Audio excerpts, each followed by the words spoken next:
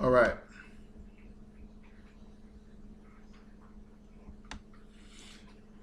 One second. This is the Israelite School of Universal Practical Knowledge. We started out at 1 West 125th Street, Harlem, New York, back in 1969. We are under commanding General YAHANNA. This is Truth 101. Priest and Officer Kazak Damoff, I.S.U.P.K, Jacksonville, Florida. All right, we're about to get into it. Go over some things. Brother had a question. The question is on 1 Samuel 21 and 5 about David with the showbread. We'll answer that question. Then we'll get in. If anybody else have any other questions, Yamayan, jump on the YouTube. You know what I'm saying? Make sure the chat's good, and we'll get those questions answered, Lord allow. All right. If anybody on the want to call in and ask your question, number is 305-985-5453. 305-985-5453. We'll try to get to it, or you can just listen in. You know what I'm saying? Other than that, we right here at 1 Samuel 21. Go ahead and start at verse 1, and we're going to read down for context, all right? This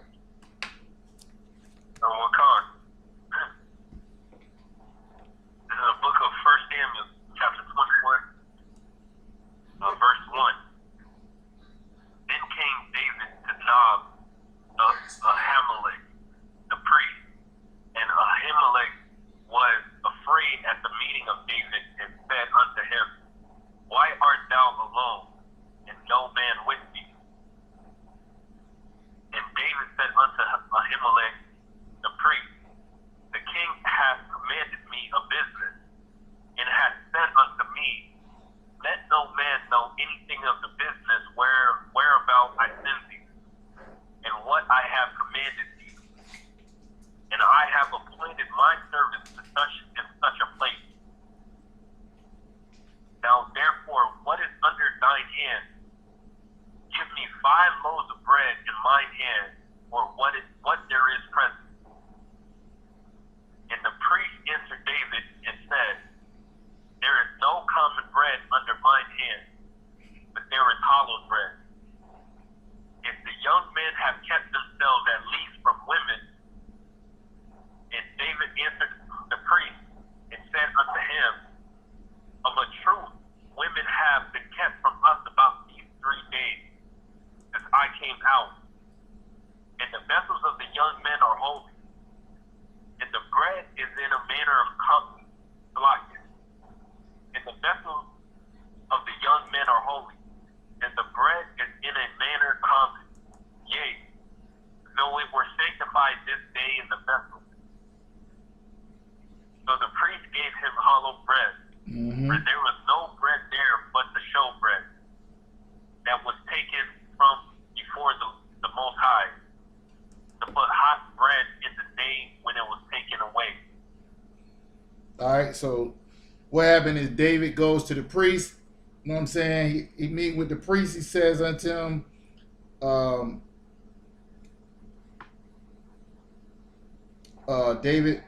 he asked David, why was he by himself? David said, the king have commanded me a business, and have said unto me, let no man know anything of the business whereabout I send thee.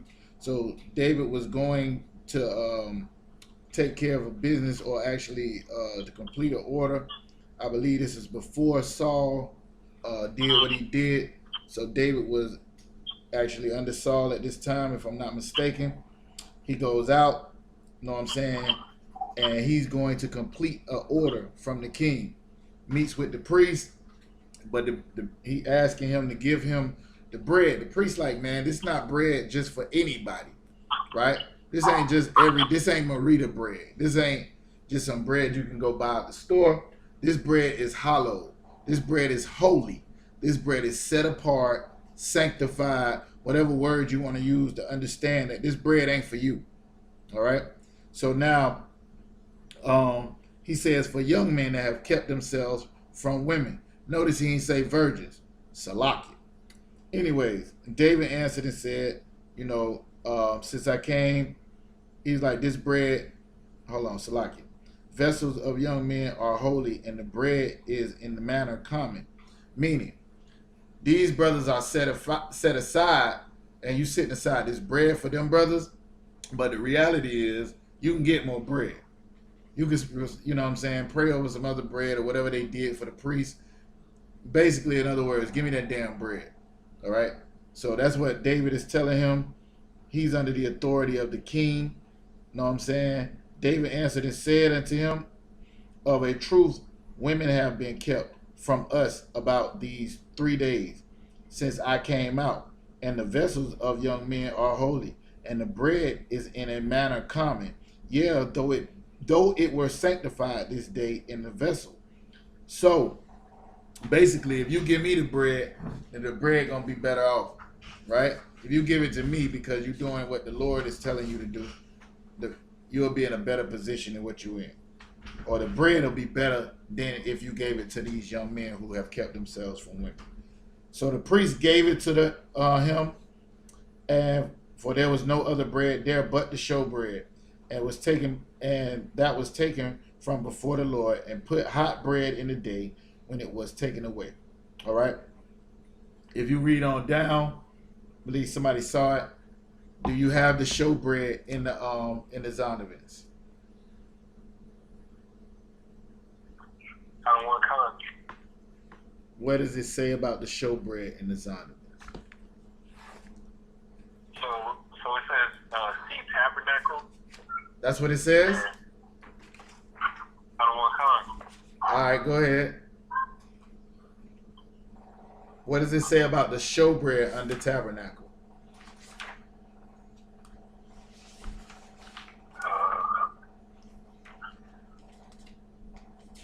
It's long, ain't it? Kind of want to come. All right, hold on.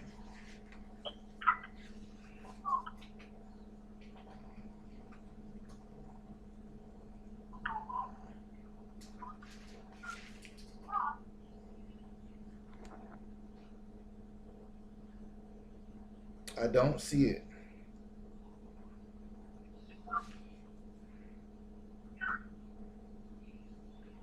It closes. It talks about how big it's supposed to be.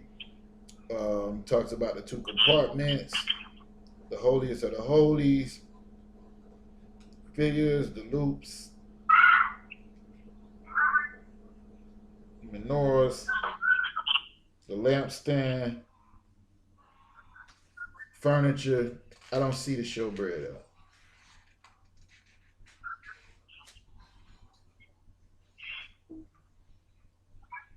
All right. So this is what we're gonna do. That's weird. You sure that's a zone? They're gonna tell you to go somewhere and they don't even talk about it. Let's see. Go ahead. The only part I see in the tabernacle says the holy place contains a table of showbread, a golden candlestick, and the altar of incense. Yeah, I saw that, but it don't break it down. Like if you come into the Bible dictionary to look for what showbread mean, it can't just send you to a place that just don't tell you what it is. You know what I'm saying? Young, you could look up the showbread in your concordance or on Google or whatever, however you gonna find it. And then that's weird. It do say see tabernacle and they ain't said nothing about it. All right. Anyways, what I'll tell you is showbread was the bread that we have inside the school right now that we'll sit on the table during the Sabbath service, or it's set apart for the priest, right? Or for a special occasion. David was not supposed to get the showbread under, just out of him being just a man coming or whatever the case may be. But David was doing what he was supposed to be doing, right? So I wanted you to get the showbread so it can show you what exactly it was and why he wasn't supposed to have it. What can you repeat what your question was again?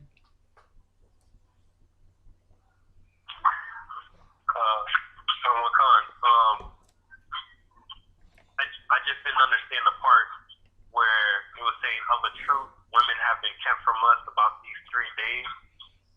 Oh, okay. Yeah, what he's saying, since we've been here where we at, you know what I'm saying? He's saying give the bread that he had was for brothers that have kept themselves from women, right? You understand that part, right? David is saying, well, we ain't been with no women since we've been here. And we've been here 3 days. That's all he was saying. You understand that or no? Basically, like, okay, if that's what it's for, if that's the criteria for me to get the showbread and not be with women, well, we done been here 3 whole damn days and they've been keeping the women from us. That's Google. What's the source? It says Bible study tools. Does it give you the scriptures? All right, let's just skip whatever they got and go to the scriptures. Just let me know where the scriptures at. For showbread? Yeah. They got Exodus 25 and 30, 1 Chronicles 9 and 32, Numbers 4 and 7. Exodus 25 and 30? Yes, sir. What's the other one? 1 Chronicles 9 and 32. Is it anything in the law like Deuteronomy, Leviticus? Leviticus 24, 5 through 9. All right, give me Leviticus 24, verse 5. Who is this asking the question? Junior?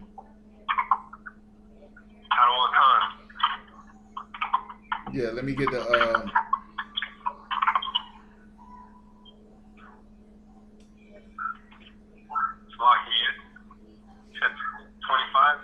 Leviticus 24 and what? 5 or 9? 5. 24 and 5. Nah, hold on. Hold on 1 second. Oh, I'm in Deuteronomy. I'm like, that ain't right. All right. Go ahead and start from verse 5. So basically, let me just give you a backdrop since we ain't going all the way up. You know what I'm saying? The Lord is telling Moses how the thing should be inside the tabernacle or inside the school or inside the tent or the church or whatever word you want to use, right? He's explaining it. This is how it should look. This is how you got to make this. If it's anybody besides Junior that is in the class, make sure your phones is on mute. All right. Go ahead, Out. So he talk about the menorah. He talk about the menorah, and he's gonna get it like the inches, the diameters. This is all the stuff that we was reading in the tabernacle when we was looking for showbread.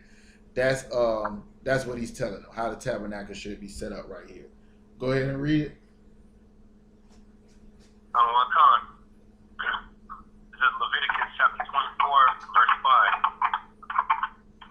5. Is that your phone out? Is that your phone with the extra noise? I was hearing it on the phone. All right, so that's somebody else's phone. It's not on mute. Everybody check your phone. Make sure it's on mute. All right. Hold on 1 second, Jimmy. Now I gotta go see who it is. All right, go ahead. This is Leviticus chapter 24, verse 5. And thou shalt take fine flour and bake 12 cakes thereof. 2 tenth deals shall be in 1 cake. And thou shalt set them in 2 rows, 6 on a row, upon the pure table before the Most High. And thou shalt put pure frankincense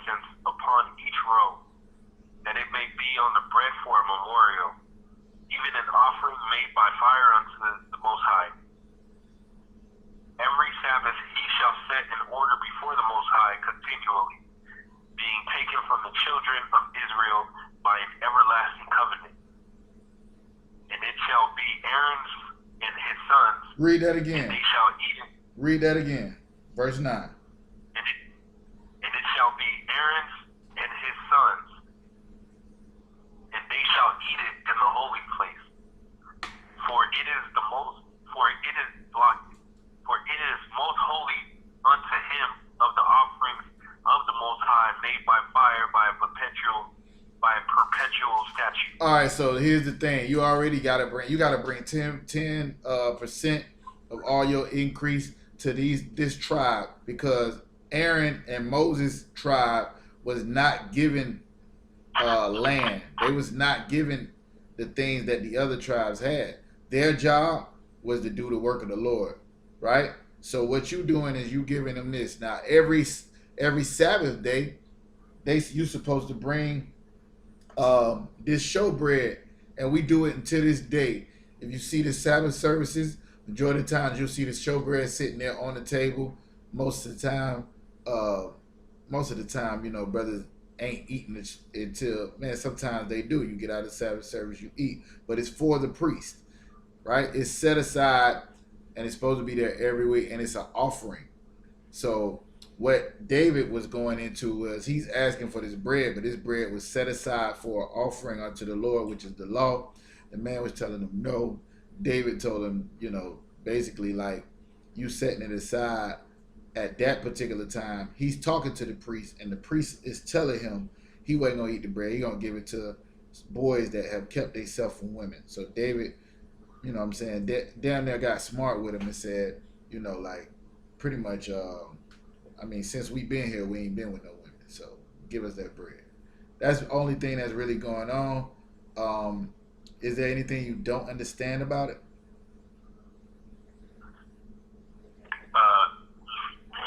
No, I pretty much got the breakdown.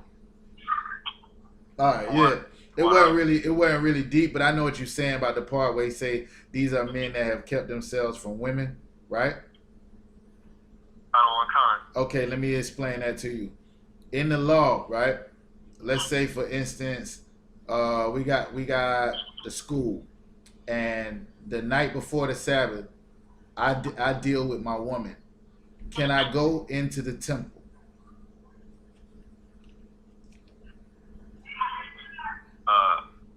I'm not sure. Okay.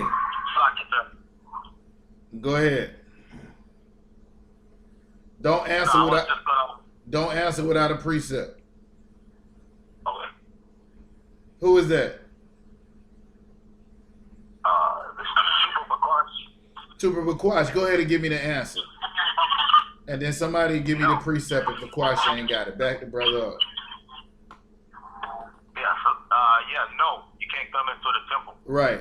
If you do certain things, let's say if today I would have cut my finger, I would have had to teach this class from my house. You don't want to be around the brothers doing the work of a priest, and you're unclean. If you bleeding, you're unclean. If you got a issue of sickness, you're unclean.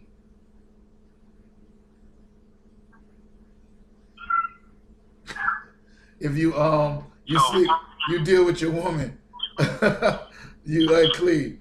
It's a bunch of other things that you can do to be unclean. It just means you're unclean for the sake of doing the work of a priest. So, go ahead. So you saying that if you and your rib was to have sex, then the night before, then the next day you can't go in? Right. Okay, so like right now, I was just talking to a brother about this. We getting to the time where the sun sets about 6:30, right? But during the summertime, the sun be setting 7:30, 8 o'clock, right? If you're only unclean until sundown. So let's say you having something in the temple, and class start at 7 o'clock, the sun goes down at 6 o'clock, and you deal with your woman the night before, you tawad once the sun go down to go into the school or the temple. Okay? I just can't go in before the sun goes down. Exactly. Like right now, the sun just went down. If I was unclean, I would sit outside or whatever till the sun go down, or I wouldn't come up at all. You understand what I'm saying? So that's what the man was saying. This is for men that are clean, basically, is what he was telling David. Men that have kept themselves from women, right? David, like, man, we've been here 3 days. They done kept the women from us. Like, we ain't seen no women. So that's why he gave him the bread, the showbread. You understand, Junior? Somebody got the go ahead and read it, Yamayan. Leviticus chapter 15. Y'all can hear it, brother? Go ahead and read it. Leviticus chapter 15, verse 2. Speaking to the children of Israel, and say unto them, when any man hath a running issue out of his flesh, because of his issue he is unclean. That's all they want. It don't say nothing about like if you be with your woman. That's the one I'm looking for because it speak directly to what we're talking about. Somebody give me the one help. Yama is looking for it, but if y'all get that quicker, I'm looking for the one where it say if you lay with your woman, you're unclean until sundown. It'll tell you to wash your clothes and you're unclean. Now a lot of people take it to mean like it's something bad. It's nothing bad about sex, contrary to what the Christian church says. If you're having it with the right people, right? If it's gay sex, it's wrong. If it's sex with another man's woman, it's wrong. If you're a woman and it's sex with anybody besides your husband, it's wrong, right? Sex with your brother, your sister, your mama, your daddy is wrong. But if it's your wife or your husband, you tawab. But what you cannot do is lay with your husband or lay with your wife and then come and be around the brethren inside the tabernacle, inside the school, because we don't have temples now because we're in the land of our captivity, and be unclean or whatever the case may be, and do the work or the duty of a priest. So the night before camp, negative. You know what I'm saying? You got to teach a class, negative. Whatever the case may be. So he basically was telling him he couldn't have none of the bread because it was only for those who were not unclean. You understand, Junior? Anybody got the precept yet? I think it's Leviticus. Go ahead. Is it 15 and 18 where it said like speed of copulation? Yeah, that's right there where we was just at, right? Yeah, let me see real quick if I can grab it. So like it, sir. Go to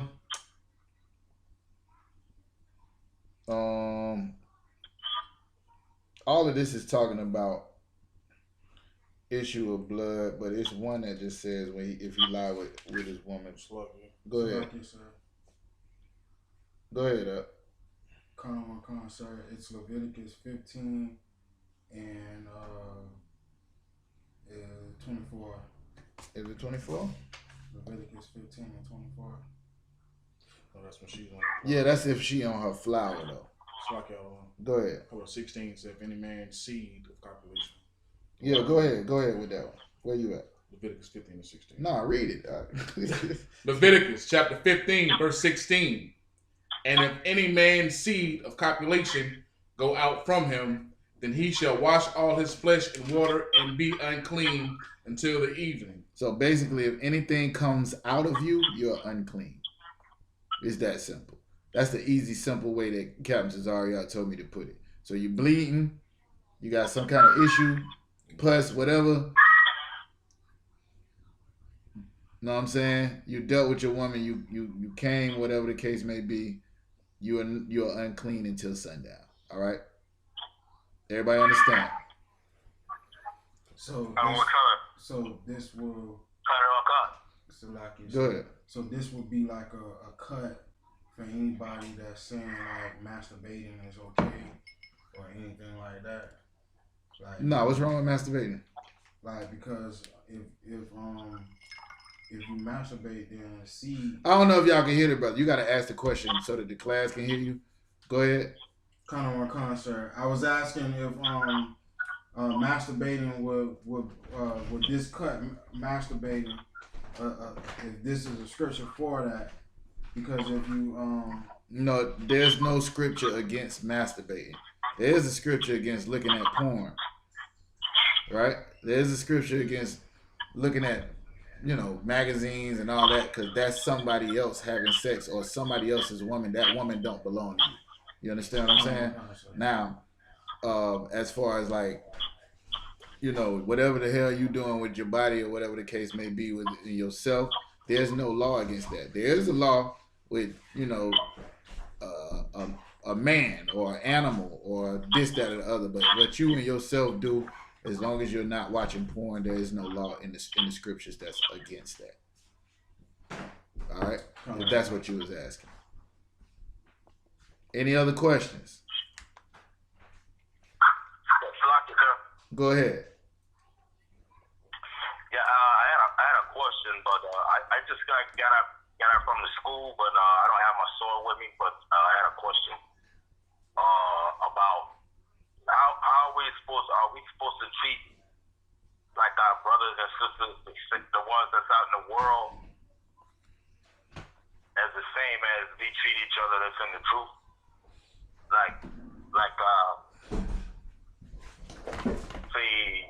Are we supposed to love our brothers out in the world the same way that we love each other just in the truth? That's two different questions you just asked me. I'm going to ask you back those questions so that you can understand why I say it's two different questions.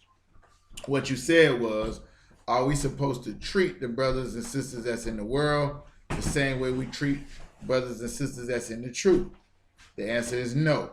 Then you said, are we supposed to love brothers and sisters in the world the same way we love brothers and sisters in the truth? The answer could be yes, but I'm going to say no anyway, just so I can explain it. We actually got more love for the brothers and sisters in the world, right, than we have for the brothers and sisters in the truth. Why would I say something crazy like that? Shalom. Why would I say something crazy like that? Because my brothers that I have that's in the truth, there's a certain level of expectation and things that I know I don't have to deal with when I'm dealing with them, right? When we go out to camp, or if I'm teaching a class and it's a brother that's not in the truth, right? He in the way. Or I'm dealing with a brother that's in the hood. He's not in the truth. I still gotta love that brother, and he's wicked as hell. That's a different type of love than I gotta give Yamayan. Yamayan is not gonna try to sleep with my woman. He's not going to steal from me. He's not going to shoot me. I gotta deal with the brother in the streets. I gotta have a different type of love, and it's gotta be more because I'm trying to save this brother's life. You understand? So it's two different ways. No, it's two different ways you would deal with a brother in the school than you would deal with. I would say, let me see if I can get you a precept real quick. What's your internet under? Oh, I got it. I think the internet already up on it. All right, no sweat. Let me see here. Yeah. Yeah, because you can have some brothers that's not in the world. They can be like, they may be violent against you, or you may have, you have to deal with that brother or sister a certain type of way that's not in the world, because they may disagree with you, or they may have some kind of fight or something with you or something like that. Yeah, I gotta have a little bit more patience with brothers in the world as well, because they didn't promise or say that they was going to. They didn't say that they was going to live their life and serve the Lord. They don't make the claim that they a follower of Christ and that they want to live by the Bible. They ain't said none of that. You know what I'm saying? So I gotta expect something different out of them. In here, and when you got rank, order, and structure, like in my household, right? In my household, my woman would do what I tell her to do if she serves God. It ain't cause like I'm a gorilla pimp. No, nothing like that. You understand what I'm saying? Like in the world, a brother who beat his woman might beat her to try to get her to do what he's saying. You know what I'm saying? My rib know I can't do that because I'm a follower of Christ, right? You understand what I'm saying? So you got to deal with a brother in the world differently than you would deal with a brother in the truth. But you got to love them the same.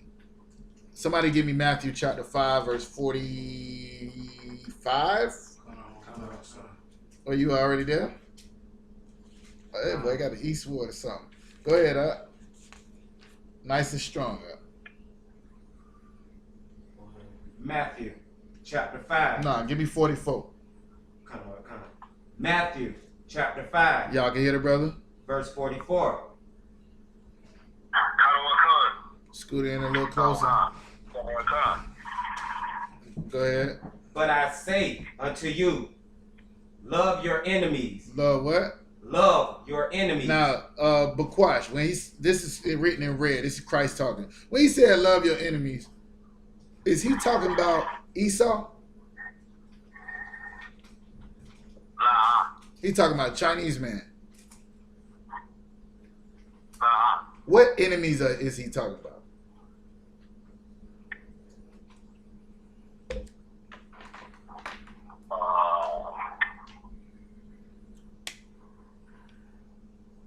Esau. Somebody want to help him? You just said no when I asked you Esau. Israel. Okay, what enemies is he talking about? What Israelite enemies is he talking about? Huh? Go ahead. Your own body. What is it? Your own body. I can't understand you, Moses. I don't know if I can't. Y'all hear what he? 1 second, Moses. I What? said your own body. Your own brother, right? The same brother in the hood that you would normally, if you were in the world, that you would shoot, that you would fight, right? Christ is telling you to love him. Now, sometimes that might mean you have to fight him. But for the most part, that's not what he's talking about, right? When he's talking about love, he means treat him the same way it says to treat him in the law, statutes, and commandments. If you don't believe that, that's 1 John, 5:3, right? This is the love of God that we keep his commandments. So when Christ is talking about love your enemies, he ain't talking about hugs and kisses. He ain't talking about the love that they give you where they say they down for you and at the end of the day, they really don't have your back at all. He ain't talking about the love where you tell somebody, you love them or whatever the case may be, but you won't do not a damn thing for them when they're in need. Nobody talking about that. All right? We talking about dealing with them according to the law, statutes, and commandments. All right? Somebody has something? What you got, priest? Galatians 4:16, be precepts to the horses, brother. Let me give him this one first, and then we'll go to it and see. All right? Go ahead and keep reading now. True, but this is what I want you to learn. Nah, this is what I'm saying. What I want you to learn. When you read, anybody in the class, this ain't just film. When you reading, make sure you keep your finger on what you're reading. All right? It's very important. That's at class, that's camp, whatever. Your job is important because, hey, I might get to rambling up here for about 15 minutes. I done forgot where the hell we at, right? But you as a reader, your job is very important, all right? So just make sure you on it. Everybody understand? Con, sir. All right, go ahead, Troop. Matthew chapter 5, verse 44.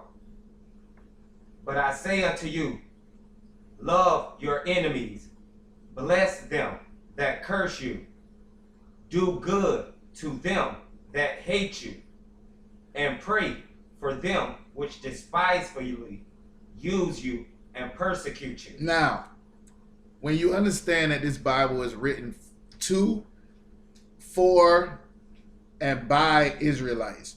You understand? Christ said, I am not sent but to the lost sheep of the house of Israel. Then you can wrap this in a little bit better package than what they give it to you as in the Christian church. What they give it to you as in the Christian church is the white man can shoot your people down in the streets. The African man can, do, I don't know, whatever they do. You know what I'm saying? The Chinese man can sell you dog fried rice and come in and make money and take it back to his neighborhood and extort you and have all these different things going on, and you gotta love them. That's not what this is talking about. This is talking about your brothers who are not in the truth, who hate you, who persecute you, right? You gotta deal with them according to the law. And this is what your question was. Do we gotta love them? Absolutely. Even more so. Even more so. Think about those people, those Israelites that told Pilate to kill Christ and to save a thief. What did Christ say about those Israelites that wanted him dead and wanted to save a thief? BLACKWATCH? He said, forgive them for they know not what they do. Who was he talking to when he said forgive them?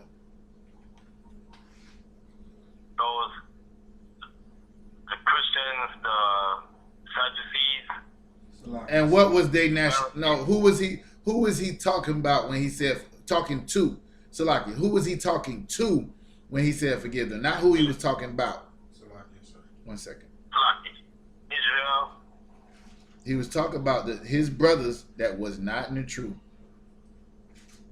He's praying for them the same way he telling you to do in verse 44. He's praying. He's talking to the Most High. He talking to the Most High when he said forgive them. Because they don't know what they doing. They just as dumb as the day is long. Here I am come to save these niggas and they want me dead. Read what he said again, Recome, verse 44. Like the end of it after the do good. Do good right there.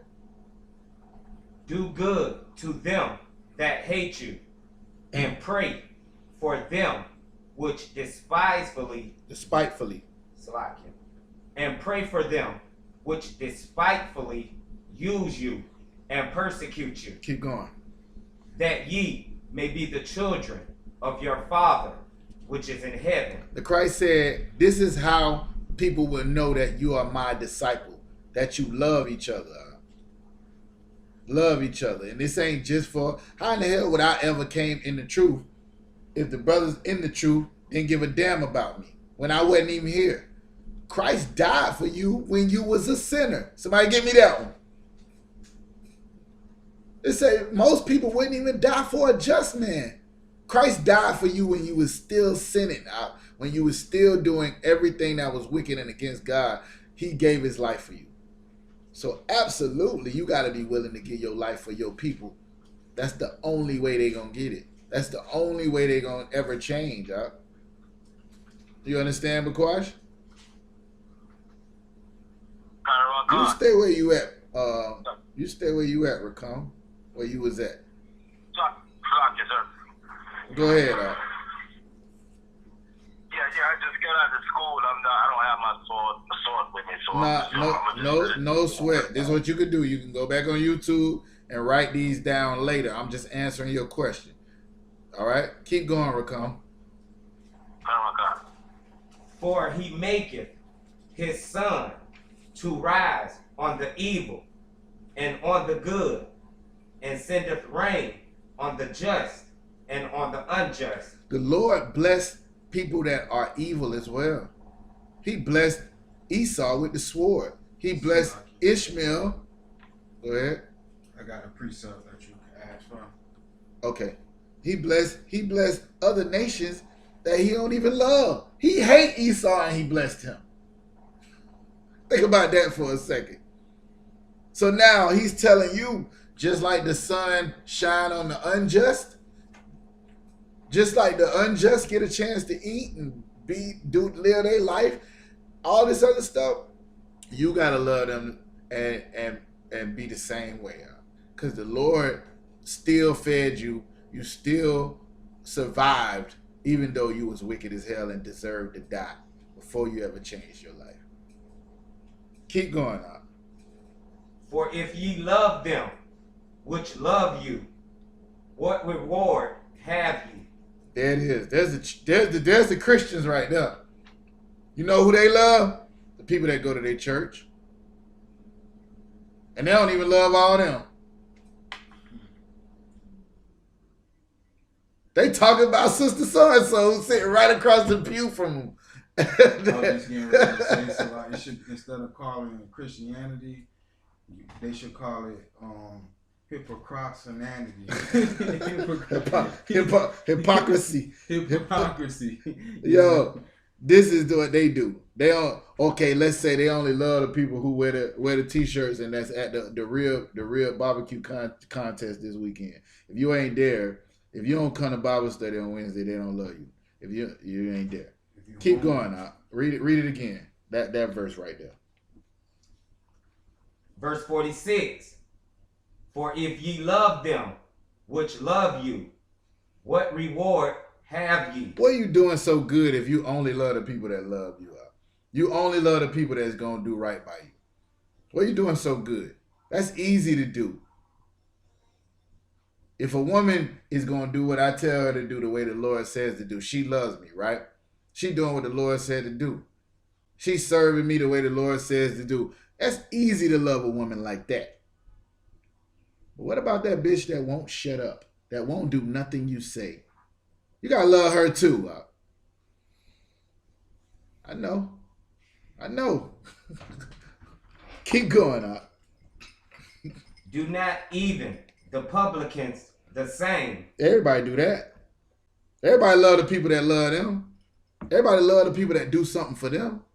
Keep going up. And if ye salute your brethren only, what do ye more than others? Do not even the publicans so. Yeah, so I see Israelites all the time with fringes on the bottom of their shirt, right? I'll be like, Shalom out, right? I know they ain't in here. I know they don't know the truth about the Bible. I know they lost. What's that dude name I told you I saw in Walmart? You and Thumb and Young talked to that day. That Ariel, all right, that's his name? Something like that. Kind of okay. Brother came up to me in the Walmart. He had an opportunity. He met the priest last year or something like that. He met the priest and he wanted to walk around and talk about, things he's learned on YouTube, right? Things he's learned on YouTube from fake Israelite groups, from One West, from us, from everybody. And he ain't joining nobody. He just gonna be himself and do his thing. I had a conversation with that brother, knowing full well this is a brother that's in some oh, it's good. I just ain't hit it. We too wild.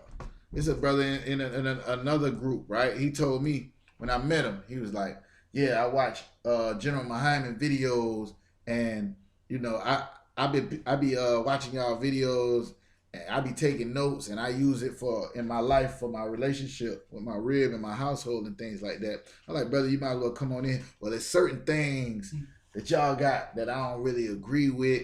I was like, "Have you ever been to class, like a real class, or are you just watching the videos?" You know what I'm saying? He ain't never coming in here is my point, but it's still my brother. It's still my brother. I could be cordial with him. You know what I'm saying? What Paul say, if at all possible. Now, some niggas you can't be. But if at all possible, live peaceably with all men. If it's possible. Now, if it ain't possible, then you got to get a nigga to business, Salakia. Right? But you ain't got no reason to be, you know what I'm saying, upset with your brother just because the Lord didn't reveal everything he revealed to you to him yet. Because you probably heard it at one point and didn't listen either. You probably in here in class and still don't damn listen. And the Lord is long-suffering with you, and you got to be long-suffering with your brother. Right? Read verse 47 again. We'll read verse 48, and we'll get the Mashamar, Officer Mashamar's precept, see what he's talking about. And if ye salute your brethren only, What do ye more than others? Do not even the publicans so? Be ye therefore perfect, even as your Father which is in heaven is perfect. So the brother being perfect don't mean like you ain't never bumped your toe, or you ain't never failed, or you ain't never did this. Being perfect means you're gonna follow the law, statutes, and commandments. So to a brother that's in the world, I'm not gonna sleep with his woman either. Right? I'm not gonna kill him either. I'm not gonna hate on him either. You understand, BLACKWATCH? God, sir. All right. Mashamar, what was the precept you say you had? Galatians what? Chapter 4, verse 16. What it say? Am I therefore become your enemy because I tell you the truth? So when he said, love your enemies, right? You're going to become some people's enemy just because you tell them the truth. They don't want to hear that, but it's the truth. Now you their enemies. So you got to gun them down because you done told you got to shoot them down because you done told them the truth and they don't want to hear it. Nah, just treat them like a brother. Remain brotherly. We sat out there in front of the school and talked to some Christians when we first got to school for a while. They asking all these questions, right? The brother is getting it in. Hey, put your phone on mute, right? The brother's getting it in, asking questions. So what y'all think about this? So what y'all believe about this? So what's about everything good? Then all of a sudden his wife say, do y'all have concubines? Can y'all have concubines? Nah, sis, we not in a position of power to have no concubines. We got wives, though. All of a sudden that conversation came to a quick halt. Quick halt. Everything y'all say about the Bible is fine. But y'all not about to tie my husband up in that right there. All right? Shalom. All right? Have I become your enemy because I tell you the truth? There's your enemy right there. The brothers, you tell the truth, they don't want to hear it. It was a black woman out there in Kentucky who came against the camp and said, we don't want to hear that righteous shit today. That was a sister. Still our sister. She lost. She crazy. We done had people threaten us. They done threaten, man. Cal Cousins, I say they get death threats every week when they used to go to camp. he don't go to camp in New York no more because he over Boston. But every time, like, we gonna do this to y'all. Y'all better not have this in the D. Y'all can't do this in Chicago. Bring that to Duval. All this, it always happens out. They steal your brother. They steal your brother. You still got to figure out how to deal with them. You got to be wise as a serpent, honest as a dove. All right? Hopefully I answered your question. Any other questions?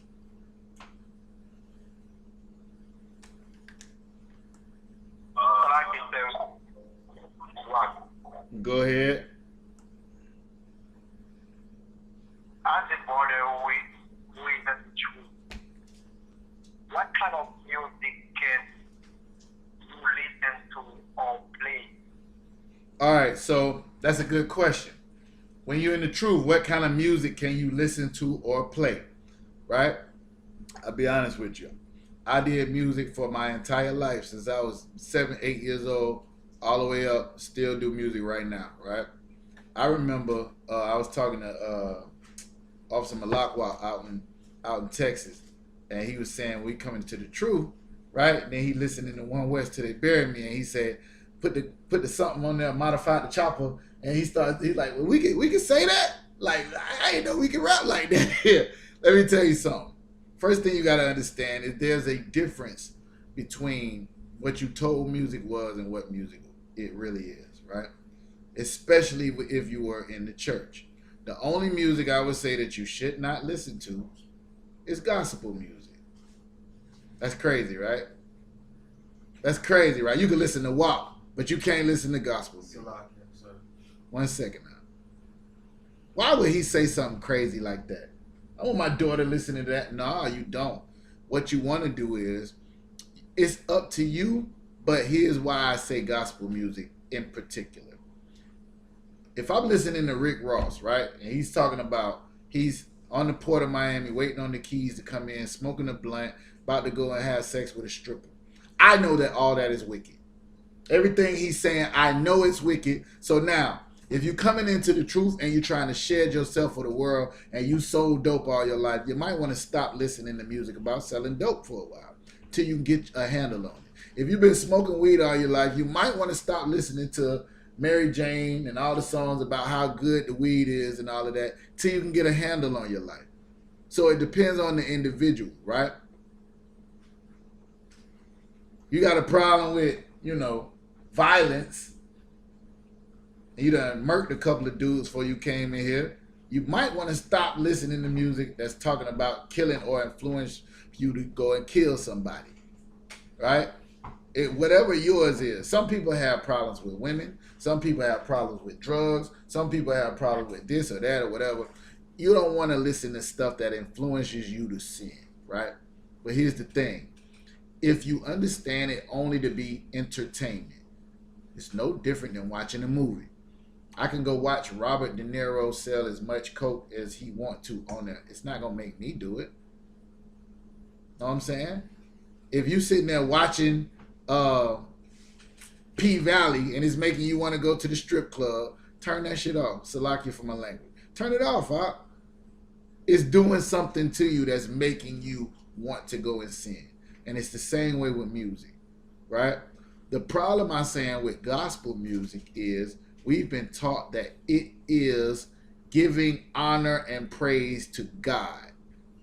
So you don't feel like nothing is wrong with that. But most of it is grounded in Christianity and has nothing to do with the Bible. The God they talking about on there is a man. A white man. Homosexual. A white man.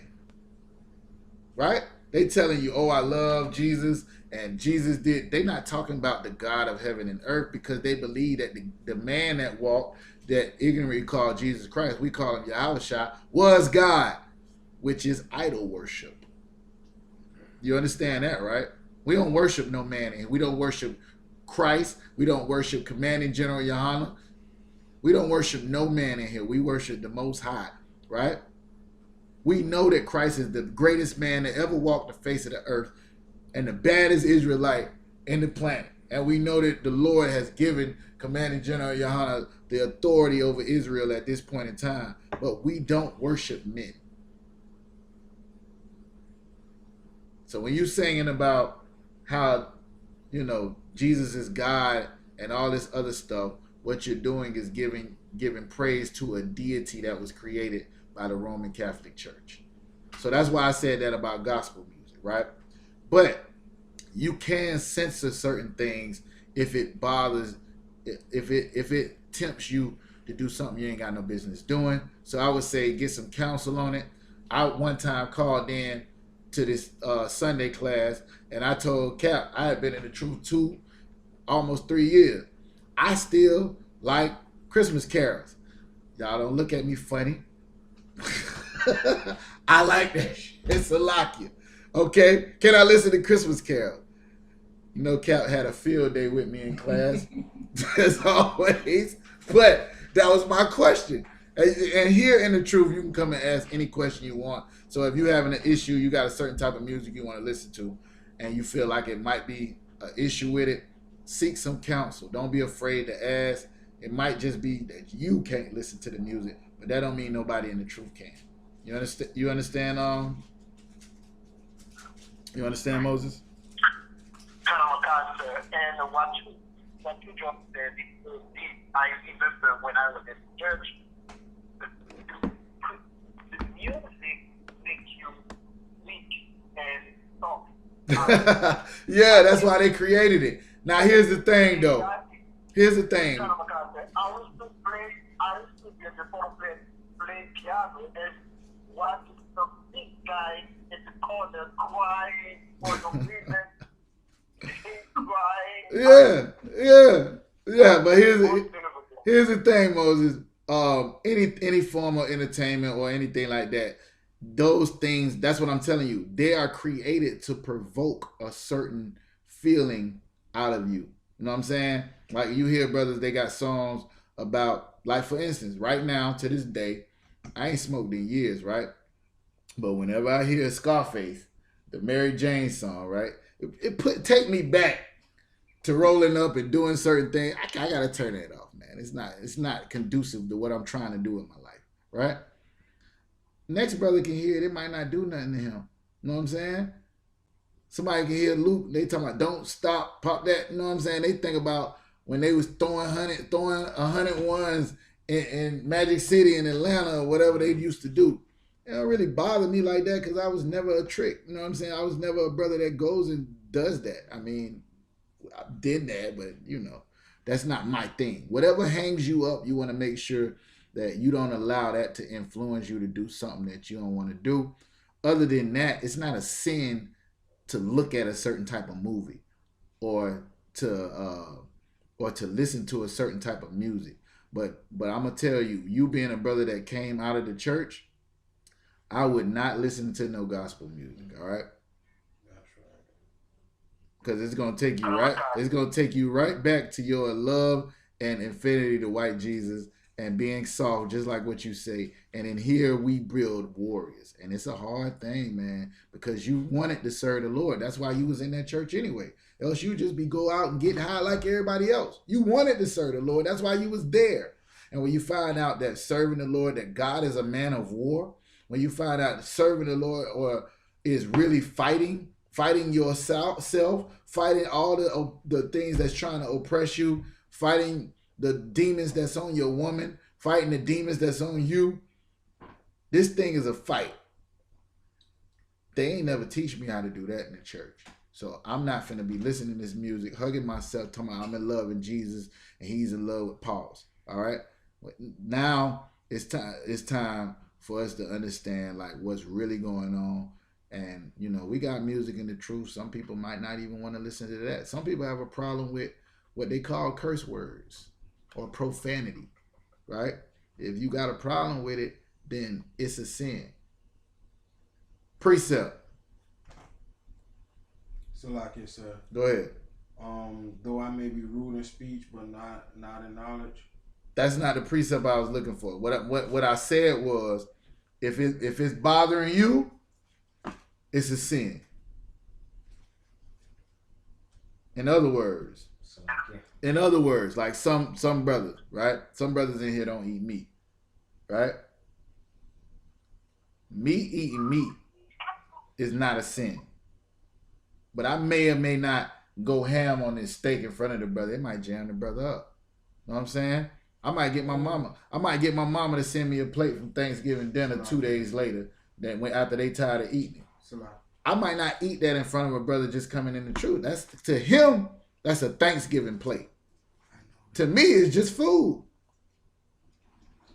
I wasn't at the Thanksgiving dinner. I don't love the white man. I love my Gadite and Issacharite and Taino brothers, right?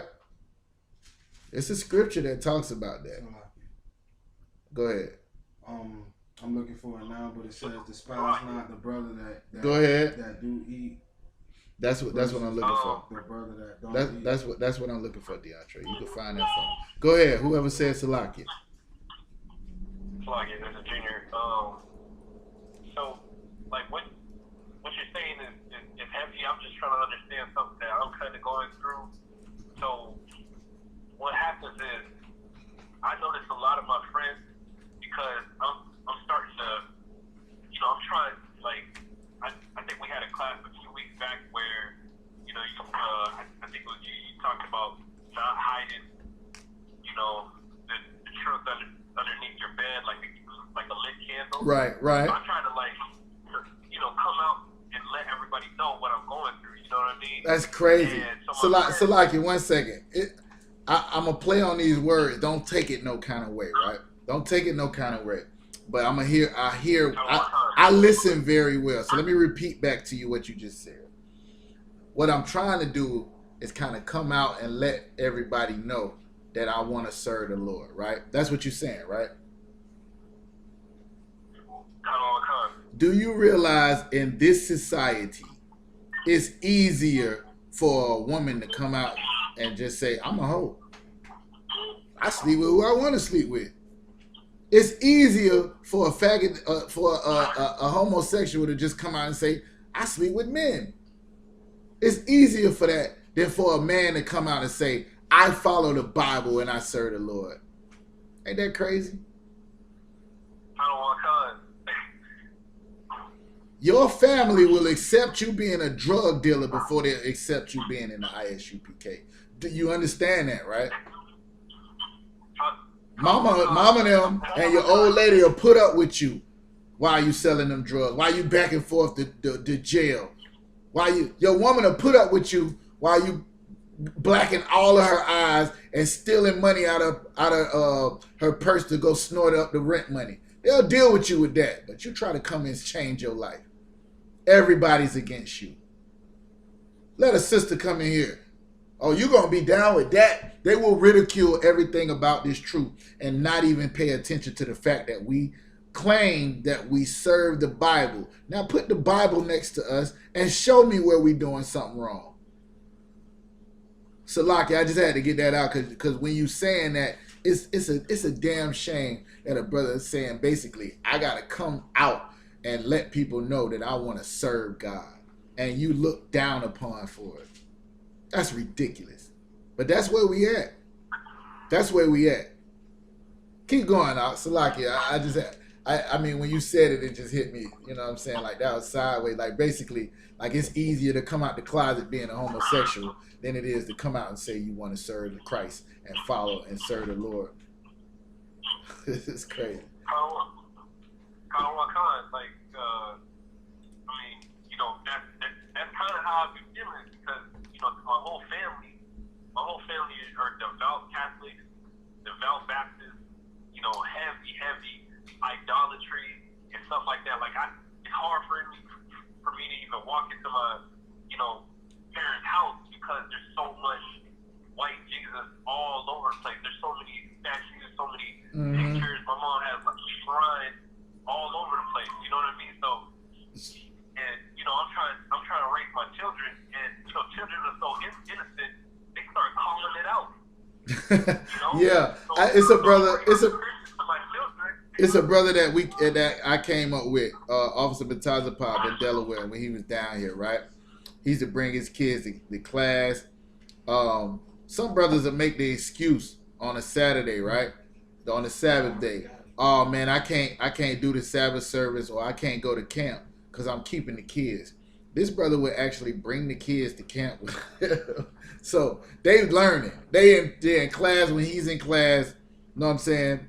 And I remember he was telling me it was close to Christmas, and he sent the kids over to their grandma's house, and Mama was talking about certain things about Christmas, and the kids like breaking it down to Grandma. Christmas ain't in the Bible. That ain't got nothing to do with Jesus. And the kids is straight up cutting Grandma. Now listen, I got a class specifically talking about how to deal with your family when you in the truth. It's on here. I do it every now and then. I might, if we got enough new brothers and sisters that ain't heard it, I might bring it out in the next couple of weeks. But don't be trying to go and cut your mama and make her take her picture down and all of this other stuff. Go over your mama's house and treat her like your mama. Respect her house and all this other stuff. Now, if she want to get the dialogue going and she asks you anything, be willing to give her an answer and send her to the men of the Lord to get answers. But I guarantee you, if you don't say nothing about it, she ain't going to bring it up. You know why? They don't want to stop what they doing. They know you're going to show them something. This is how I deal with my mom. Now, my mom will say something. I'll just be like, Mom, well, Jesus said this. And I quote something Christ said. And you know what she always do? Yeah, it do say that in the Bible. And she'll leave it the hell alone. I ain't finna have no argument with my mom. I love my mama. We had that argument, boy. I might not be allowed to come back over her house when I talk about her pastor. I might not be allowed, so I'm going to just leave it alone. But if she opens the door, I'm running in. I'm running in with precepts. Because that's my job. Understand? So don't go over your mama's house trying to tear up her statues. That's her house. You just never put them up in yours. You continue to if the kids do it, they don't know. Oh, mom, them kids, you know, they be tripping. But I mean, but they right though, mom. Then you just leave it at that. You just leave it at that. All right. I don't know where we was at, but the precept I was looking for is I was looking for James. Somebody give me James 4:7. You got one for me, right? Roman. Go ahead and tell them where you at. Romans chapter 14, verse 3. Let not him that eateth despiseth him that eateth not, and let him Salakia, and let not him which eateth not judge him that eateth. Now, if you talk to any Christian, they're gonna say this talking about pork. That's not what this is talking about. If you go up a couple of verses, it'll tell you, you know what I'm saying? Some people say you can eat meat, some people say you can't. Am I right or am I wrong? I'm not looking at it. Okay, all right. So this is talking about people who eat meat, people who don't. We got brothers that's vegan in the school, right? I ain't gonna get mad at them because they vegan. Officer Rickabi was talking about how great and wonderful the Impossible Whopper is. Salaki, sir, it's wonderful to you, right? To a brother that's like vegan, like the brother that what's the brother in Chicago? He always working out, the Iron Savior, right? My Whopper may be terrible in his eyes. He looking at like, you eating that. Some people just don't rock with it. So this is talking about if it's not a sin, right? It's not a sin to be a vegetarian. It's not a sin to eat meat. Read what it said again. Come on, sir. Romans chapter 14, verse 3.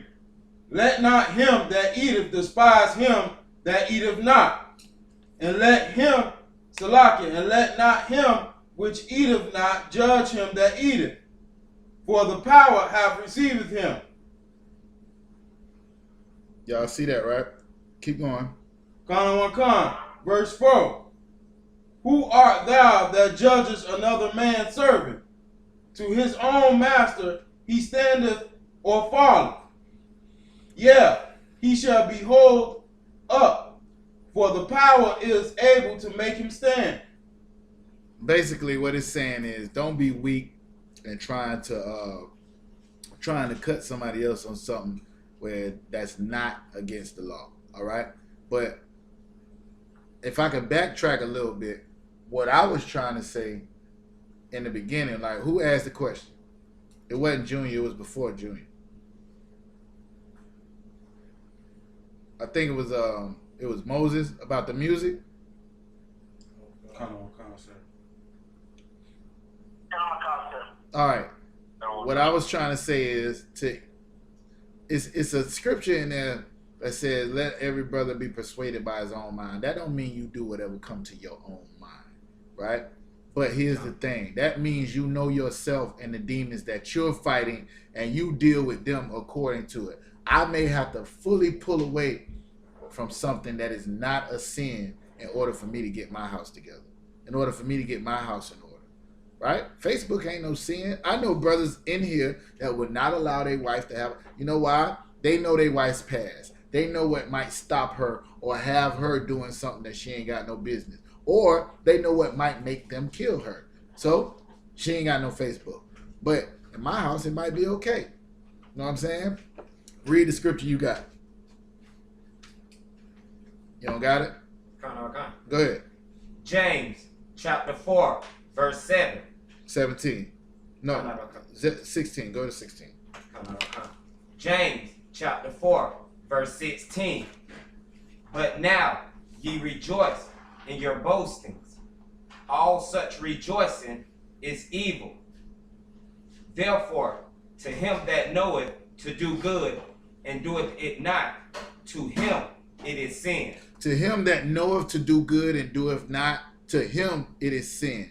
Brother, if you know it's something that you can do, like even if it's music or not watching certain things on TV or not hanging around certain people, it might not be a sin to hang around these brothers, but they might be sinners and they might cause you to sin. Then don't hang around them. It might not be a sin to, listen to certain music, but if that music takes you to a place where it's going to cause you to sin, then don't listen to it. You understand? He who knows to do right something that's going to be wholesome and do good for you, and doeth it not, you're setting yourself up to sin. All right. Some brothers can go out to the club and, you know, do their thing or whatever. It's not necessarily a place I like to go because it takes me back to a place where I used to be. Some brothers can go and do that. You know what I'm saying? I ain't the dude I was no more. I can go. I ain't gonna sin. But at the same time, it's just a way that I, you know, got myself to where I'm at. So I just kind of want to stick to it. So hopefully that answered your question. Did it? My concept. Thank you. All right, Most High in Christ. Any other questions? So like this, sir. Go ahead. I'm trying to find it, but we was in the book of hold on, let me go back to the history. We was in the book of Galatians. Yes, sir. And I wanted to break down on chapter 4, verse 22, 21 through I say 23. Just I want the whole breakdown, but just to get the basic beginning of what's going on here with the bond maid and the free woman. When I see the word free woman, I started to think of the movie Django. When what's his name became a freeman. You know what I'm saying? So now I'm a little bit confused. All right. I think I remember the breakdown of this. Hey, if y'all brothers want to get down, y'all can get down. All right. All right. No sweat. Go ahead with it. Where you say you was at? Galatians 4:21 through 23. Yeah. I'm gonna read. We gonna go through it, but I believe this might be one that I heard General Muhammad break down, and what I thought it meant, it didn't mean. But if that's the case, then I have to go back and ask the question again. But it might be something that I'm gonna break down for you. Galatians chapter what? 4 verse 21. All right, go ahead. Galatians chapter 4 verse 21. Start at verse 20. Galatians chapter 4 verse 20. I desire to present with you. Read it again. I desire to be present with you now and to change my voice, for I stand in doubt of you. Tell me, ye that desire to be under the law, do ye not hear the law? For it is written that Abraham had 2 sons, the one by a bondmaid, the other by a free woman. But he who was the bondwoman was born after the flesh, but he of the free woman was by promise.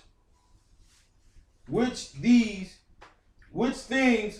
are an allegory, for these are the 2 covenants, the one for the Mount Sinai, which gathereth the 2 bondage, which is Agar. For this Agar is Mount Sinai in Arabia, an answer to Jerusalem, which now is, and is bondage with her children. All right, so stop right there. What this is talking about, right? Huh? I was saying I gotta get my glasses. All right. This is talking about Sarah and Hagar, right? And it's talking about the 2 sons that was born from these women. And it's saying one of these women was a free woman, right? But remember, Hagar was Sarah's handmaid. She didn't really have a choice of what she did or did not do because she was under the authority of Abraham's house regardless. That was her job in the earth, right? People always talk about slavery. The Bible slavery is all over the Bible. And The only reason why we feel bad about servitude or serving or slavery is because of what Esau did to us, right? And here in our scriptures, right, in our law, you had a certain way you had to deal with the servants. You couldn't make them work on the Sabbath. You couldn't make them eat certain things. Like they fed us the parts of the pig and stuff that they didn't want, right? Certain things you couldn't do to them. You couldn't kill them. You know what I'm saying? You couldn't smite them without a cause, things like that. These are laws that the Lord gave us when we were in authority. So servitude wasn't a bad thing. Even other Israelites would serve other Israelites, right? So what this is talking about is the difference between Hagar as a woman who was in servitude and Sarah as a woman who was free, right? He made a baby with Hagar, his son Ishmael, but this baby was just his son in the flesh. He also, she was a bondwoman, a servant. He also made a baby with Sarah, who was Isaac. I have those two precepts. What? With Hagar and Sarah in Genesis. Oh, okay. Nah, I think we good on that. What it was saying is, Sarah's child was the one who was able to get the promises that he promised Abraham. See how the Most High told Abraham, and Isaac shall I see. Right. Even though he had, I want to say Captain Zaryak said 11 sons. I'm not sure, but I ain't never seen that scripture. But he had more than just Ishmael and Isaac. He had other sons, right? It don't talk about them. It talks about Ishmael and it talks about Isaac. And Isaac was his only son. And Isaac came from a free woman as Hagar. It's giving a scenario, all right? But it's using it as a metaphor, or what they call it here, an allegory, right? It's not necessarily the reason why those things happen. It was just how the Lord made it. But they're using that in Galatians to explain something else that they're trying to. So she wasn't really a free woman. Who? Hagar. I mean, no. Sarah. Sarah, yeah. Free as in she wasn't a servant to another person. Right. Right. But she did serve her husband. But that's different. If my wife serves me, she's choosing to serve me.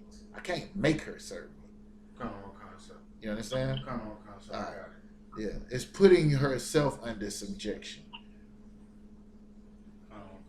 Because a brother can have a reel that say, I ain't listening to nothing the hell you say. Whatever.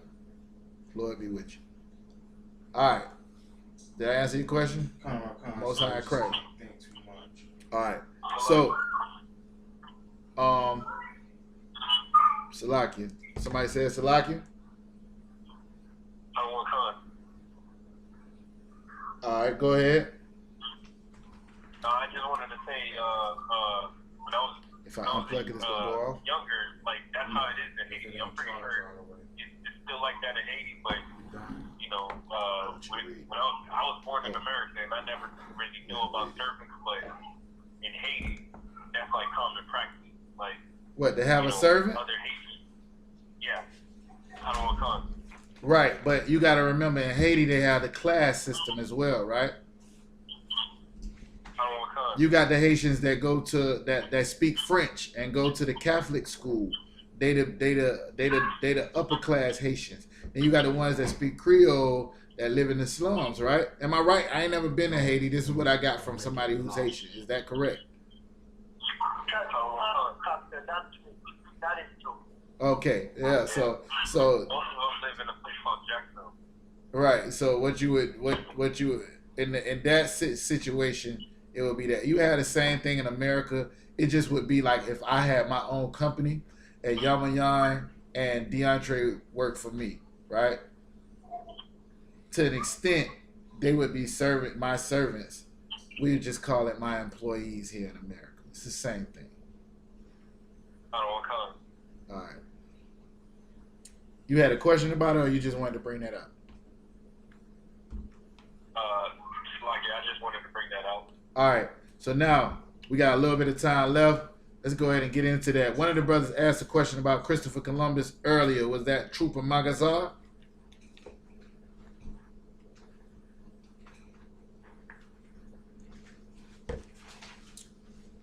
He said he was at the slavery, so he might not be listening. All right. Well, let's go and get on Columbus real quick before we get up out of here. It's supposed to be so-called Columbus Day in America. And what you learned about Columbus. 1492, Columbus sailed the ocean blue. He discovered America. How the hell you discover something where there's already people there and there's already civilizations and things are already thriving before you got there? It's conquered. It's destroyed. And that's exactly what he did. So we're going to read this. I know you done read this a couple of times before for me. Let's go ahead and get it. Christopher Columbus, the untold story. Christopher Columbus, the untold story. Y'all can hear the brother nice and clear, right? Come on. All right. All right, go ahead. Come. Many people are surprised to learn that Christopher Columbus and his men enslaved native inhabitants of the West Indies. What?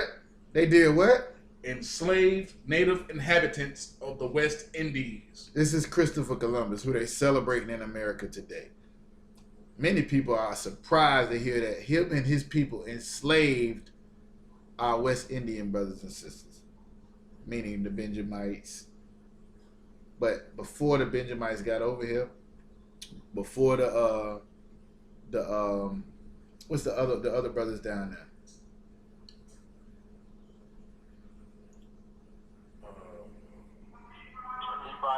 The Levites, before they was brought over by the French and all of that, there was the Tainos, which was the Puerto Ricans, the Mexicans, the tribe of I.S.U.P.K, and the brothers that's down in South America. They was in that area when Christopher Columbus came. So you're gonna see like our Native American brothers and sisters was there. And what people don't know is the slave trade, the Atlantic slave trade, while they was bringing the children of Israel, the Africans was selling to our oppressor, and they was bringing them over here. They was taking the northern tribes that was already over here, and they was taking them back to Spain and taking them captives over there. We're gonna read a little bit of this. Keep going. Come. Force them to convert to Christianity. Here's the thing nobody ever talks about. Christopher Columbus killed these people and enslaved these people in the name of Christianity. I let that sink in for a minute. Anybody in here ever heard that didn't hear it from I.S.U.P.K or in one of these classes that we do on Christopher Columbus Day? Anybody ever heard that? Christopher Columbus enslaved these people and forced them to be converted into Christians. All right, keep going. Keep going now. Come. And subdued them with violence in an effort to seek riches. In an effort to seek what? Riches. In an effort to seek riches.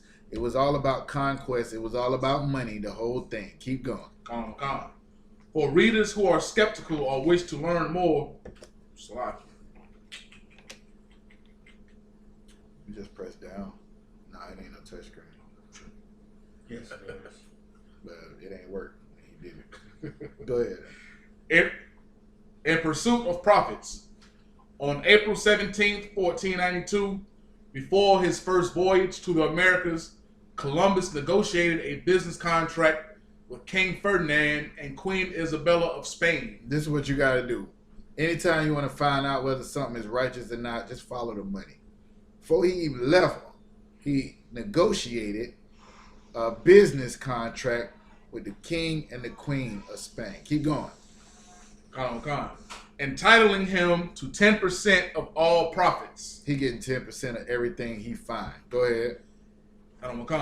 In this contract, the Spanish sovereigners agreed that all and every kind of merchandise, whether pearls, precious stones, gold, silver, spices, and other objects and merchandise whatsoever or whatever kind, name, and sort, which may be bought, bartered, discovered, acquired, and obtained within the limits. Let me bought. Read it again. Bought. May be bought, bartered, discovered. That's the key word right there. Discovered. I found this. Anything you find, you get to keep 10%. He wasn't bartering nothing. Who he gonna barter with? Anything you discover, you get to keep. Just bring us our cut. Go ahead. Acquired and obtained with I forgot about acquired and obtained. Keep going now. Within the limits of the said admiralty, your highness grant from now henceforth to the said Don Cristobal, which is Christopher Columbus, the 10th part of the whole. All right. After deducting all the expenses which may be incurred therein. Stop right there. Find me the part where it talks about, if you can scroll down, who he knew was over here. Give me that. Let me see it real quick. Go ahead. You got it? Kind of enslavement of Native people. Yeah, let's do that. Now he got you. You might want to go check that food though. The enslavement of Native people. Scoot a little closer. All right. So, this is what it's talking about. The enslavement of Native people. Where that's at? Let me see. Pursuit of profits. Nah, we skipping an important part up. Turning out the Jews. Read that. After turning out the Jews, beyond profits, Columbus sought to convert Native people to Catholicism. Nah, Catholicism. It don't say Catholicism. Yeah, Catholicism. You all right out? Catholicism. No, he's 12. Right? Read it again. Beyond profits, Columbus sought to convert Native people to Catholicism. Now, the title that they got up over it is Turning Out the Jews, right? Turning out the Jews. Then it says he went to turn Native people into Catholicism. So who was he trying to convert into Catholicism? Anybody? Anybody on the line? Who was he trying to convert to Catholicism? Go ahead. The Jews. So who was the native people over here in America before Christopher Columbus came? According to this it was the Israelites. And he came over here to convert them into Catholicism. Y'all don't believe me, do you? How did they get over here? Somebody give me 2nd Ezra chapter 13 and verse 40. Go ahead. Go ahead. No, I was gonna say that they got on him through slavery. No, before slavery ever happened, the northern tribes, the 10 tribes, lost tribes of the nation of Israel, were already over here. We about to read how when they came and how they got over here. Go ahead, up. I got the brother over here is gonna read it. Go ahead, up. Sir. 2nd Ezra, chapter 13, verse 40. Those are the 10 tribes which are carried away prisoners out of the land, out of their own land in the time of Hosea the king. Can y'all hear the brother clear? All right, keep going, up. Whom Salamaster, the king of Assyria, led away captive and he carried them over the waters. So after we were in Assyrian captivity, the 10 tribes, you know what I'm saying, the northern tribes went into Assyrian captivity, and one of the dudes carried them away over the seas, right? Keep going. Khan. And so came they into another land. Verse 41. But they took his counsel among themselves, that they would leave the multitude of the heathen, and go forth into a further country, where never mankind dwelt. They said they took upon themselves that they was going to leave these Assyrian heathens, right? And they were going to go further into a country where never mankind dwelt. So they went somewhere where wasn't no other people. This is after the captivity. They took them over the waters to another land, but then they consulted with themselves. We're going to go a little bit further to a land where mankind ain't at. Everybody follow me.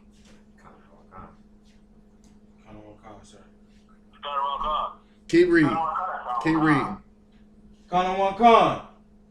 Verse 42. That they might keep their Salakia. Verse 42. That they might keep their statutes, which they never kept in their own land. So now they got kicked out of Israel because they didn't want to follow the laws, statutes, and commandments in the land. They went into Assyrian captivity. The king of Assyria took them farther to another land, and as they was there, they sought to go to another land that they knew was even farther, where no people was, so that they could try to come back to the laws, statutes, and commandments. But they ain't never keep them in their own land. That's what it says in the Bible. Everybody with me? Everybody know where we at? Khan, sir. Keep reading. Keep reading. Khan. Verse 43. And they enter into Israelites by the narrow places of the river. The Euphrates. They entered into the Euphrates by the narrow places of the river. Keep going. Khan. Verse 44. For the Most High that showed signs for them and held still the flood. So he held the water. The Lord held the water so that they can make it through in the narrow spots in the Euphrates. Keep going. Khan. Till they were passed over. Once they passed over that, they kept going. Keep going. Verse 45.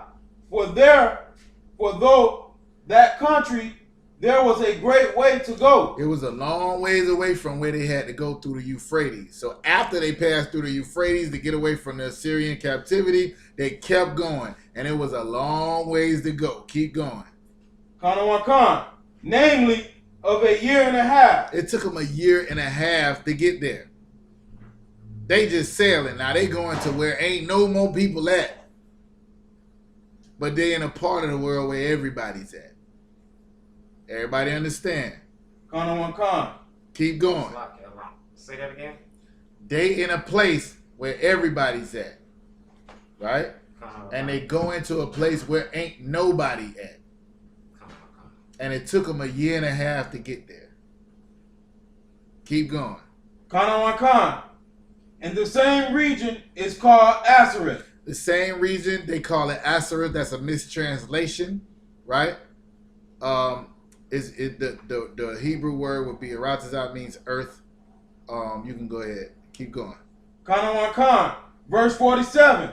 The highest shall stay the spring of the stream again, that they may go through. Therefore sawest thou the multitude with peace. But those that be lifted behind of thy people are they that are found within my borders. Is there any more to that? Salakia, sir. All right. So now they went somewhere. It took them a year and a half to get to. And where's yours? Excuse me. You sure? Come. Oh, okay. All right. I thought I had mine just a minute. All right. So they went. That's how they got over here. All right. Now, how did Columbus know they was over here? Squad. Go ahead. He read the Bible. He read Second Esdras. Columbus had access to these scriptures. That's how he knew that the northern tribes was over here. That's why when we read where he sought the Jews, or what it says about it. You mean verse 49? No. I'm talking about after turning out the Jews. After turning out the Jews. Read that. In the prologue to his journal of the first voyage, Columbus wrote. Go back up to where you was at. Yeah. Beyond prophets, Columbus sought to convert native people to Catholicism. Catholicism. In the prologue to his journal of the first voyage, Columbus wrote to Ferdinand and Isabella. So he wrote back to the king. This is what he wrote. Go ahead. Your Highnesses, as Catholic Christians and princes who love the holy Christian faith. Read that again. The first thing, this is how he start off his letter back to his people. Why he's coming over here to kill and pillage and enslave the people and turn them into soft Christians. This is what he said. Your Highnesses, as Catholic Christians and princes who love the holy Christian faith. Keep going.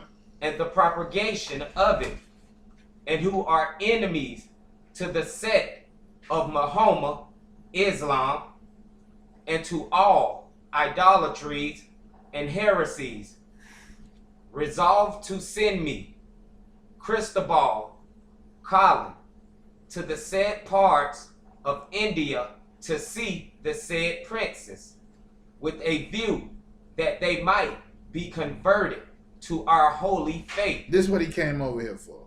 He knew that there were people that were over here, and his job was to come over here, find everything he can to make money, but beyond the prophets, convert the people that was over here to the holy Christian faith. Now you got to remember, we talking about 1492, right? We talking about 1492. 1611 was black people was ruling in Europe. That's where the 1611 Bible comes from. King James was a black man ruling Scotland and in Europe. Three provinces.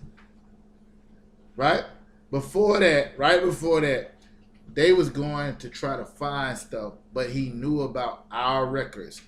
If you go back, normally I do this in the class. It's a movie called 1492. It talks about Christopher Columbus, and he says, why you want to go over there? How do you know this over there, whatever?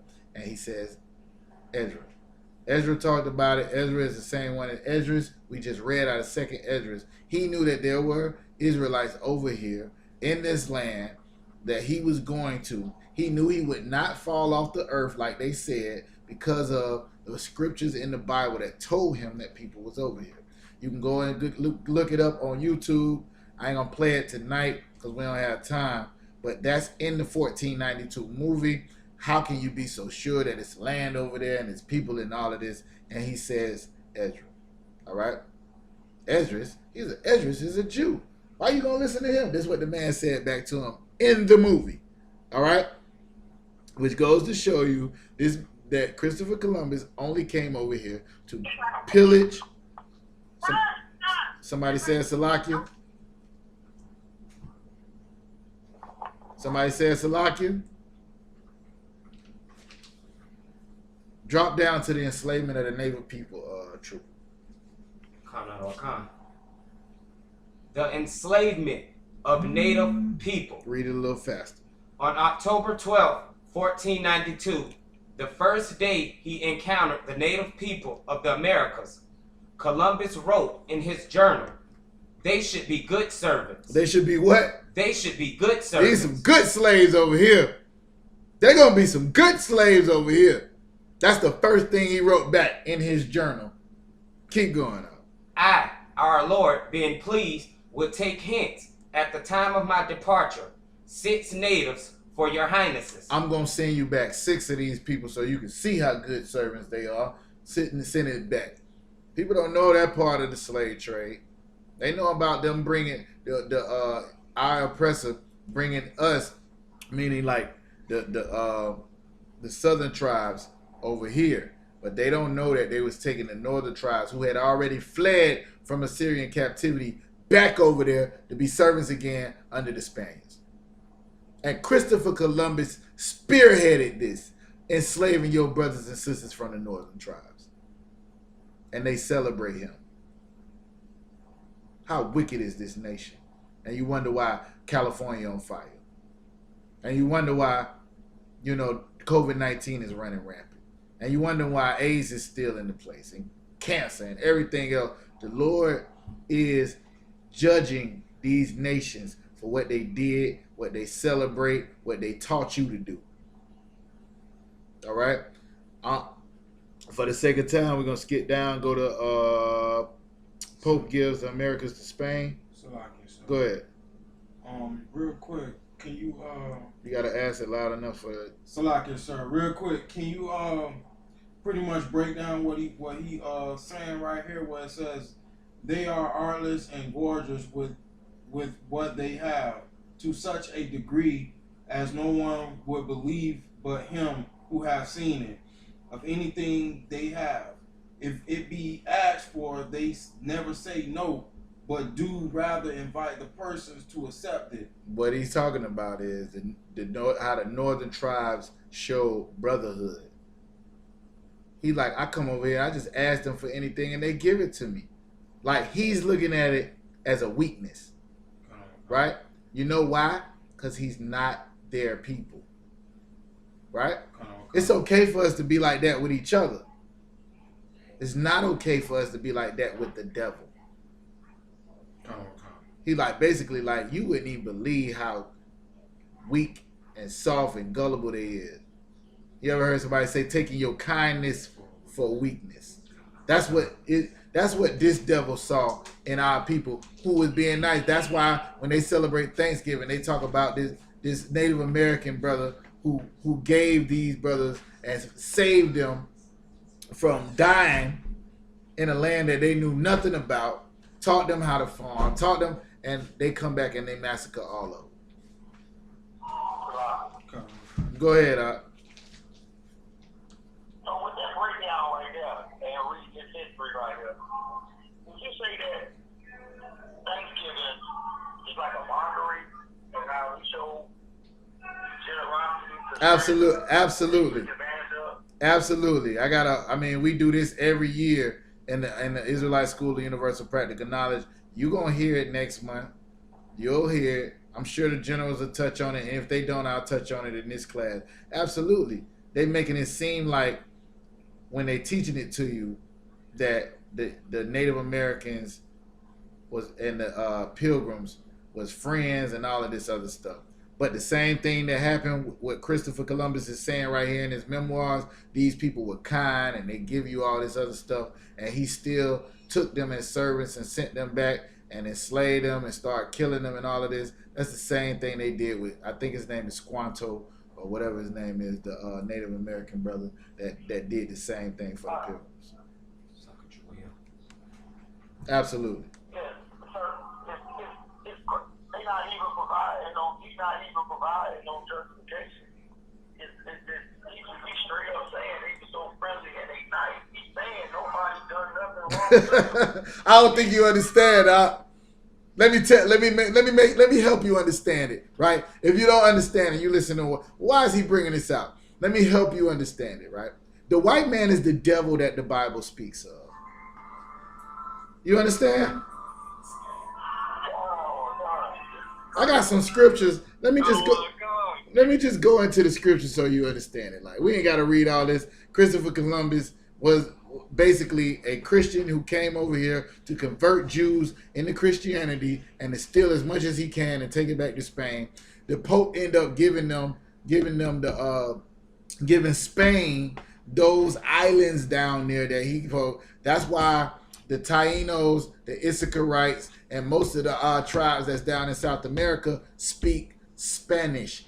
Not because they're Spanish, like Spain, because they were enslaved by the conquistadors, which came from Spain, starting with Christopher Columbus. All right? Everybody understand? Let me give you one so you can understand. Psalms 55 and 21. Marshall Mark, can you read that one for me? Read that one for me real quick. We're going to get these and get up out of here. Psalm chapter 55, verse 21.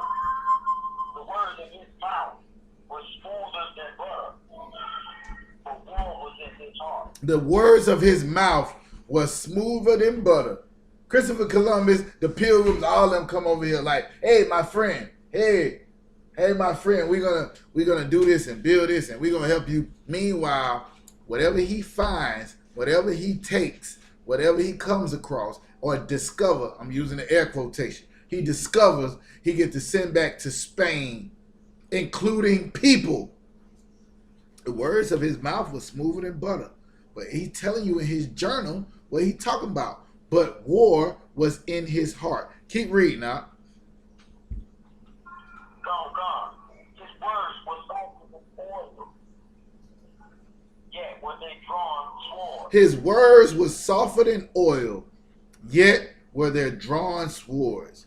They came over here and killed and put everybody in servitude. Started by Christopher Columbus. The Atlantic slave trade, all of that stuff. He had a big major part in that. A big major part. And he celebrated in America to this very day. All right? Here's what I want y'all to get out of this, though. We, in the truth, understand that once you identify who your enemy is and what they did, you got to expect to get justice. So somebody give me Galatians 6 and 7. We're going to close this out because we're over the time. Galatians 6 and 7, real quick. Go ahead. Galatians. Well, I got the brother here, Junior, gonna read it. All right. Go ahead, DeAndre.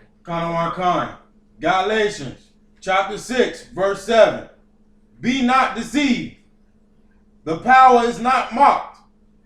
For whatsoever a man soweth, that shall he also reap. Here's what you got to understand. Be not deceived, right? People looking now, you look at black people and we in the slums and we at the bottom and all of this other stuff, right?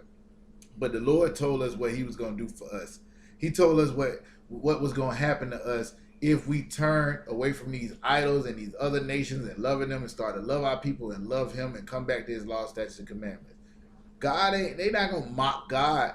That's what he's doing, really. The Lord people so smooth. They so sweet. They so kind. Let's take them niggas into captivity. That's Psalms 83.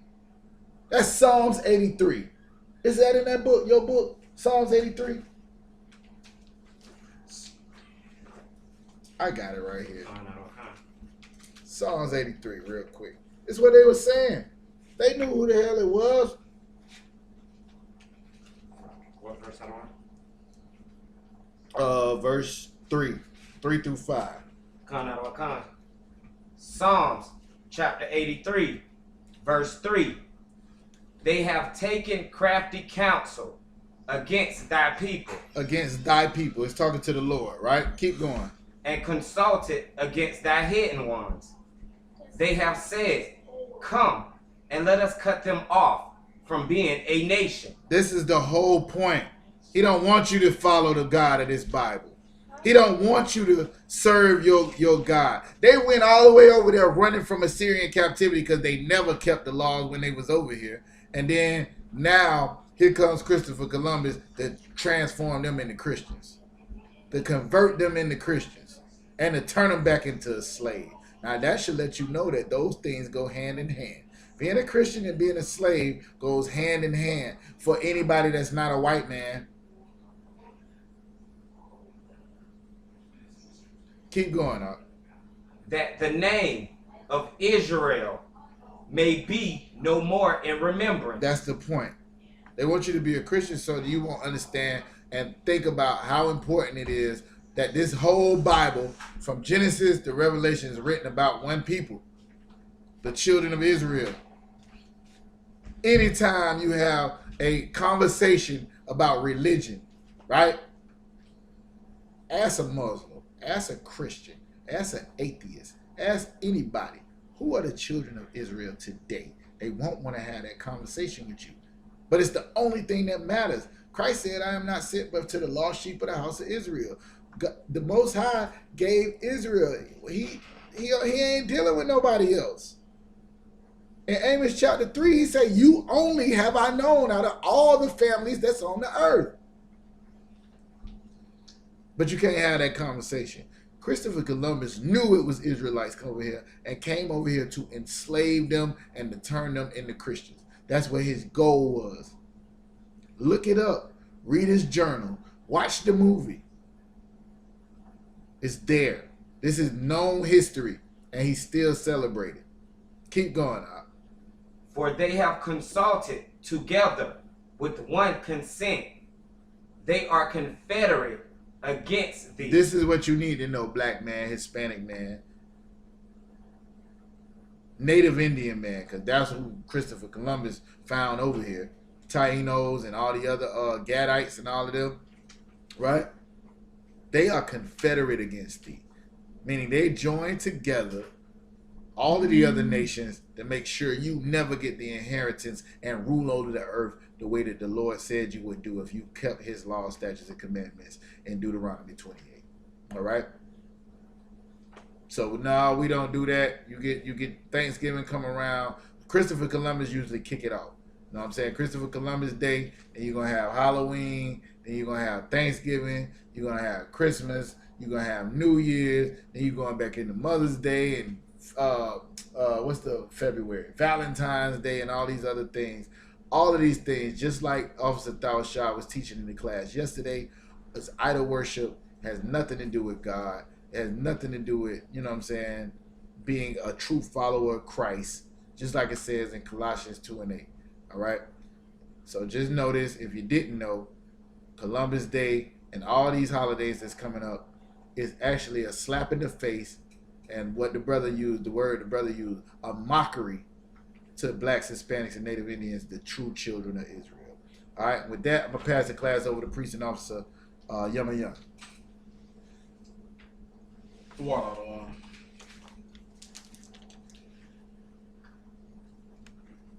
I.S.U.P.K security announcements. We're the I.S.U.P.K, started out of 1 West 125th Street, Harlem, New York. Rules for new brothers and sisters. When a new brother or sister comes into the school, they are off limits for 6 months. They are to be saluted only. They are here to share themselves of the world. If they need transportation, the teacher will arrange it. After 6 months, if a brother or sister has an interest in a particular person, he or she must get permission from the head to speak to a brother or sister. There is another 6 months in which the brother and sister will court each other. After this 6-month period, the brother and sister will get permission from the head to marry. Tithes, which is a commandment. You can find it in Numbers chapter 18, verse 21, as well as Malachi chapter 3, verses 8 through 10. Means tenth in Hebrew, my Ishara. 10% of every penny of any increase the Most High gives you, give to the Treasury Department or teacher. Priest fund is a free will offering for priests, not mandatory. Whatsoever amount you would like. Upcoming holy convocations will be the Feast of Dedication, or HaKanukah, the 25th day of the 9th month, by the space of 8 days. It is held on Wednesday. It starts on Wednesday, December 9th, 2020, for 8 days. You can find that in Maccabees chapter 4, verses 52 through 61. If anyone wants to be a trooper in the school, you have to start wearing all black. That includes boots, shirts, pants, headbands, and scarves. We're going to set up the Lord's Prayer. Make sure your phone's on mute. Repeat after me. What's like it? Amaji, which means everyone stand. Upon Hakwadam, turn and face the east.